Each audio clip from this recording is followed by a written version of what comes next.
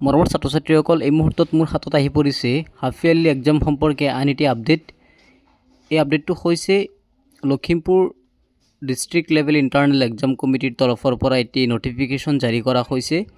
ৰুটিনটো ৰিশ্বিডিউল কৰা হৈছে যিহেতু অসমৰ প্ৰখ্যাত ছিংগাৰ জুবিন গাৰ্গ ডাঙৰীয়াৰ অকাল মৃত্যুত গোটেই অসম শোকস্তব্ধ হৈ পৰিছে।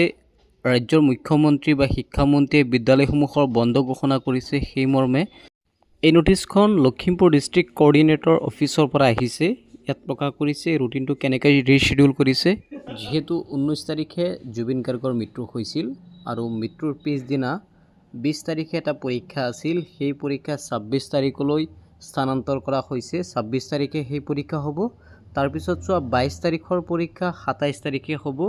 তাৰপিছত 23 তাৰিখৰ পৰীক্ষা হ'ব 7 অক্টোবৰ, অৰ্থাৎ 23 তাৰিখে যি তোমালোকৰ মংগলবাৰে যি পৰীক্ষা আছে, এই মংগলবাৰৰ পৰীক্ষা হ'ব 7 অক্টোবৰ, অৰ্থাৎ পূজা ভেকেশ্যনৰ পিছত। আৰু 24 তাৰিখৰ পৰীক্ষা 24 তাৰিখেই হ'ব। 25 তাৰিখৰ পৰীক্ষা 25 তাৰিখেই হ'ব। গতিকে এইখিনি আছিল আপডেট। মোলৈ ইতিমধ্যে অসমৰ বিভিন্ন ডিষ্ট্ৰিক্টৰ পৰা মেছেজ আহিছে বা কমেণ্ট আহিছে যে ছাৰ আমাৰ ডিষ্ট্ৰিক্টৰ এক্সাম কেতিয়া হ'ব, যি দুটা এক্সাম পষ্টপন কৰা হৈছিল, এই পষ্টপন কৰা এক্সাম কেতিয়া হ'ব। তোমালোকক জনাওঁ যে ডিষ্ট্ৰিক্ট লেভেলৰ পৰা কিবা নটিফিকেশ্যন আহিলে মই ভিডিঅ' প্ৰস্তুত কৰি ভিডিঅ'ৰ যোগেদি তোমালোকক জনাই দিম।